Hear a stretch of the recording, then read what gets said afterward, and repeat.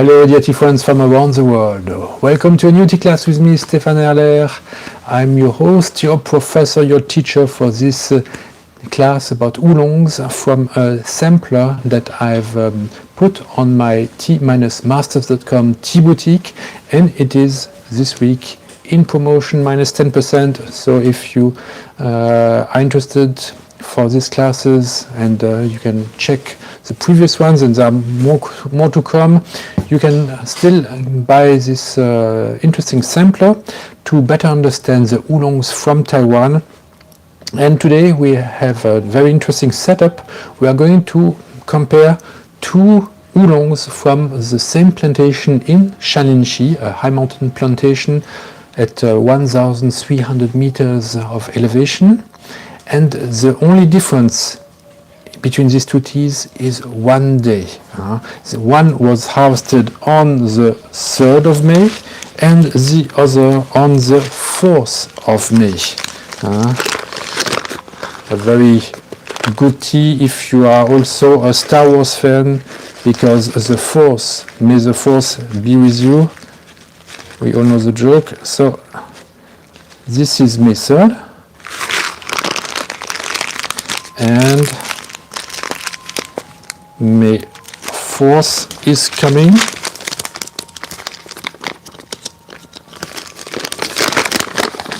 So today I'm simply using my eyes to compare, to make sure that I have roughly the same amount of tea. Yeah. In both cases, I can start checking the color of the leaves, and already with the color I can see some difference. The May 3rd looks darker than the May 5th leaves. That's interesting. Maybe there are a bit too many leaves here. I'll take a few away. A little bit more lighter colors on the May 4th. Also maybe a bit more huangpian, these yellow leaves that are mature, and it makes sense that the later in the season, the more mature leaves you have in your plantation. So it makes sense that the later you harvest it, the more mature leaves you have. And fewer in the beginning. Now let's see what it gives when we brew these two leaves, these two teas. I've already preheated my gaiwan, and now for this lesson I'm not using too many leaves, just really one layer at the bottom of the gaiwan. However, I'm making sure that I'm getting the leaves to turn, to dance, because that's when they open up the best. Here also.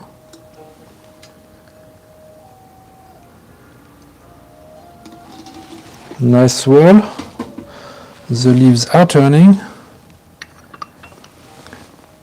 After a while, of course, the turning stops, so we can give them a little push with the lid of the gaiwan. This is one thing we can do with the gaiwan that we cannot do with a teapot.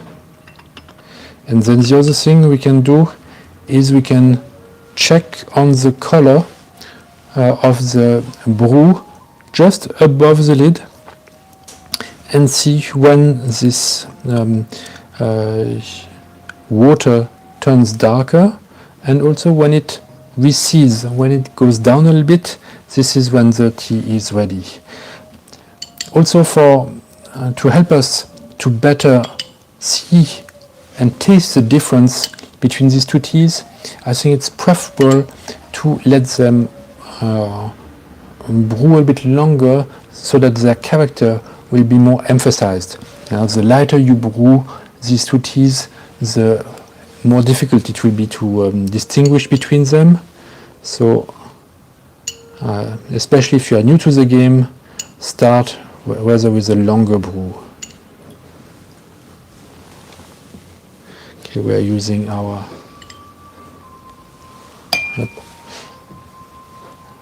cups and spoons to preheat also our cups.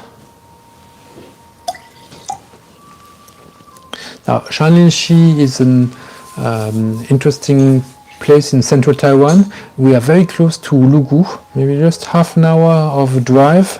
However, it's quite a steep drive to these plantations. Unlike Alishan, where the climb to Alishan is more gradual, when you go to Shaninshi, the change in altitude is much faster. What else is different is so these plantations are very close to Lugu, so that's where the Dongding competition happens and where some of the most skilled tea makers are in Taiwan. So they are able to manage these plantations from Lugu very often.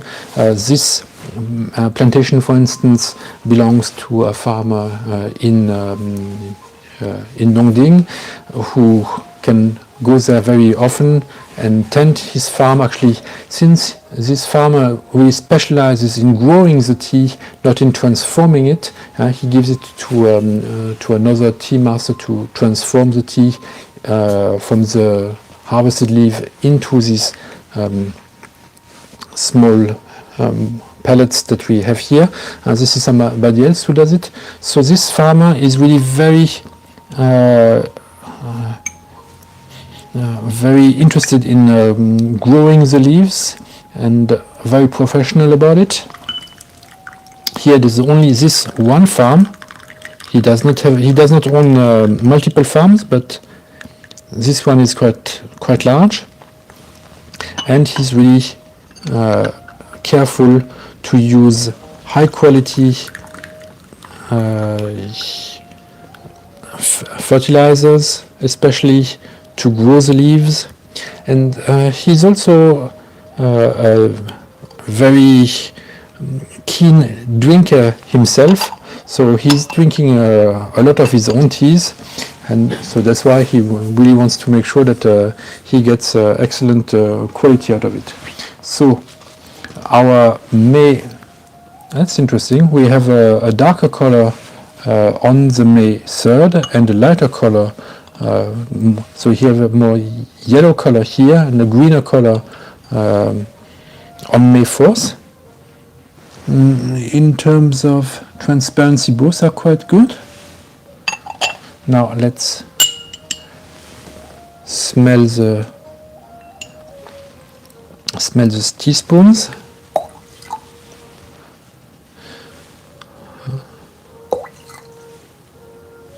And try the tea.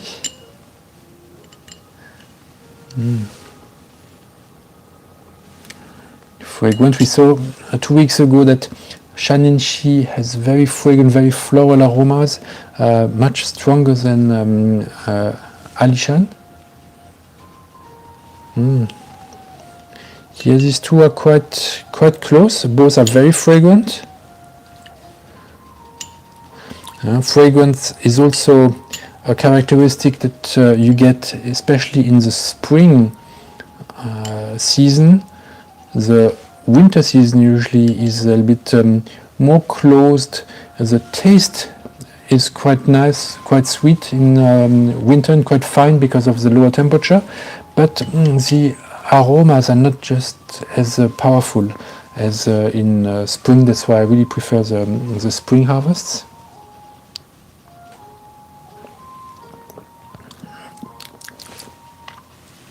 Very nice, very sweet, very light also.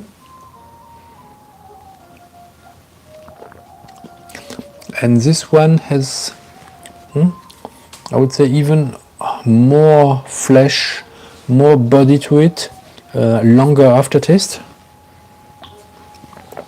May 4th. The aromas, of course, being from the very same mountain, are not really what distinguishes these two teas.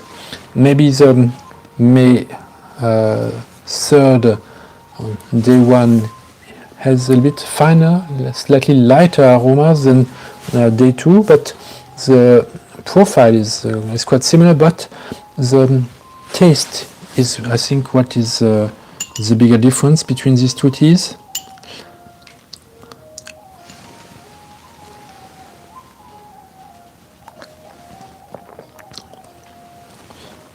Full body on day two, and lighter, maybe a little bit sweeter also on day one. So if you like your oolong more elegant, more fine, maybe go with T1. If you like it with a bit more power, more energy, then I think day two would be a good choice. And this is interesting because you saw we used the same amount roughly, and also the same water and the same time to brew them. We brewed them both quite strong to get to these differences. What is interesting is that compared to this, to my French class, the color seems to have switched, but the taste is still the same. So this is something that is that shows that you can really not completely trust the color. The taste is still what's most important. And when we look at the leaves, they are very green on day one and more yellowish on day two.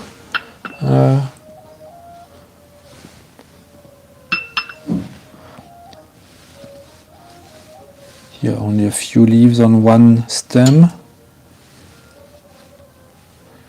Yes, the leaves could still open a little bit longer, so we can still brew a second brew. And here we see red marks on the edges of the leaves. So both teas have received a good transformation, a good process with enough oxidation. It's not this kind of very lightly oxidized high mountain oolongs. These two ones are made a bit more traditionally with sufficient oxidation on the edges. Not too much, and we can still see there. This is still completely a high mountain oolong. But it is not one that is so light that it does not have any character. These two have the character of Shan, and it is a very fragrant, full of aroma, either sweeter on the first day or a little bit more powerful on the second day. So it's interesting to see that even in the same season, there can be differences big enough that you can taste them and that it will really change the character of the tea that you are drinking, even though it comes from the same mountain, from the same maker, from the same plantation, the same cultivar, the same water, the same porcelain. Everything is the same. Just one day difference makes a big difference. So this confirms that it really makes sense when you want to discover the finesse details of high mountain oolongs. It really makes sense to choose batches that are for one day only and not mixes of several days where you get an average tasting aroma, average taste, and here you get much more interesting feedback from the tea because it reflects the weather condition and of each day, and we can see that each day brings a different character to shine in these brews. So I'll check if you have any comments. Otherwise, I hope that you had fun tasting these two teas. with me, and these are two teas that we can definitely continue to brew more, but I think we already got the main lesson from them. So in order not to make this lesson too long,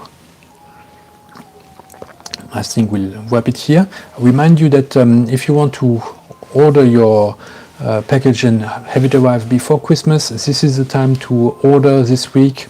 After that, it will be necessary to order by EMS if you want it to arrive before Christmas. I already wish you a very nice Thanksgiving week for my viewers in the US, and I raise my glass. Have a good tea, a good week, and see you next week for another tea class with me, Stéphane Erler.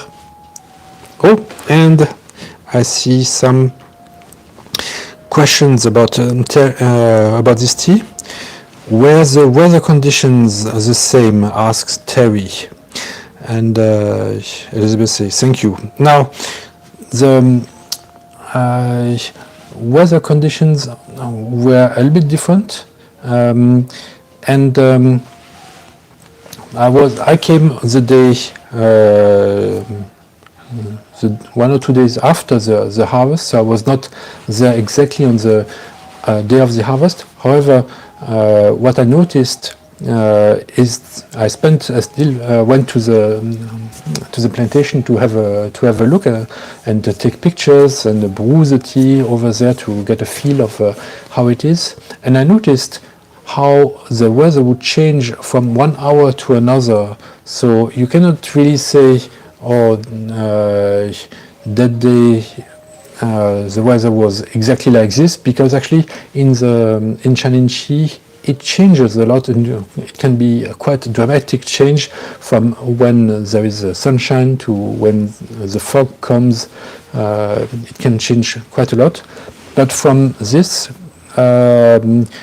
we can taste that both these 2 days were not 100% sunny.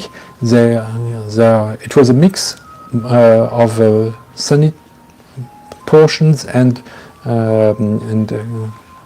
fog, a little bit cloudy. It did not rain, so that's why the teas are quite clear, but it was not maximum sun, so both teas come with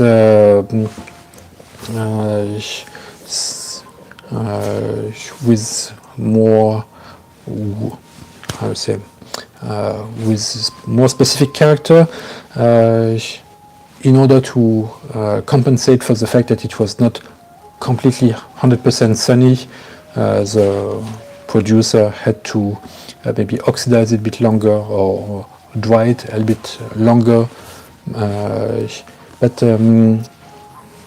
yeah, a bit mixed days for both of them. I would say that the second day was probably slightly warmer than the first, but not. That's on average. But otherwise, it's difficult to conclude much more from these two teas, except that they were not picked on a 100% sunny day. Does humidity from fog is also a factor? Asks Terry. Yes, indeed. Humidity is what it helps to keep the leaves fresh. So on any given day while the tea is growing, the fog is a good thing. After a period of sunshine, it's nice that there is fog that comes and quickly brings freshness to the leaves to keep them fresh and tender. So that's why when you touch these leaves, you will definitely feel that these leaves are very tender. They really have retained a lot of their freshness thanks to this fog that is coming at this altitude. On the other hand, during the harvest, fog will also bring some humidity, which makes it that the producer needs to spend a little bit more time to get rid of this excess moisture on the leaf, and this must be well done. So with the sweetness we can taste that it has been well done, but of course the whole process is about making the leaf dry. If the leaf is already dry in the first place, quite dry in the first place, there's less work to be done, so it's easier for the maker. A more moist leaf requires more skill from the maker. But of course it's a challenge that they are often facing and that they have experienced to overcome, and we can see that this was not such a problem on these two batches. Both turned out quite nice. Okay, excellent foggy tea. Well, actually it was we can, from the transparency, we don't see that it's foggy, and it was not foggy all the time, just part of the time was foggy during the harvest. Okay, thank you very much for your interesting questions, Terry. I hope you enjoyed this tea, and wish you also again wonderful Thanksgiving time, and see you next week for another tea class about tea pairing. Bye bye.